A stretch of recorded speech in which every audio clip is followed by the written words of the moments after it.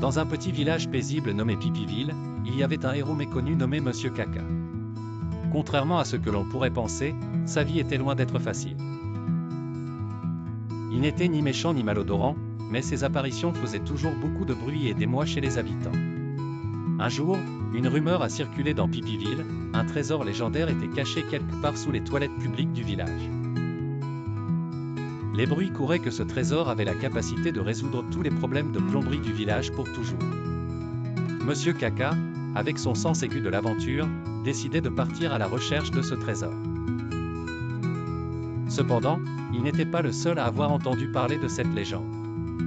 Un bandit notoire, Laxatif Max, avait aussi mis la main sur cette information et la course au trésor était lancée.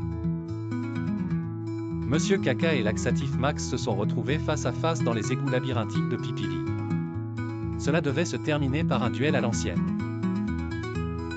Monsieur Caca, en connaisseur de tous les coins et recoins des égouts, réussit à tromper Laxatif Max en le guidant vers une mare de eau savonneuse. Max glissa, tomba et se retrouva hors course. Pendant ce temps, Monsieur Caca atteignit finalement la chambre secrète sous les toilettes publiques où se trouvait le trésor. Avec une vague d'émotion, il découvrit une ancienne plomberie dorée et magique.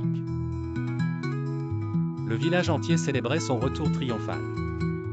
Grâce à Monsieur Caca, les toilettes publiques ne débordaient plus et tout le monde vivait dans une harmonie plus odorante.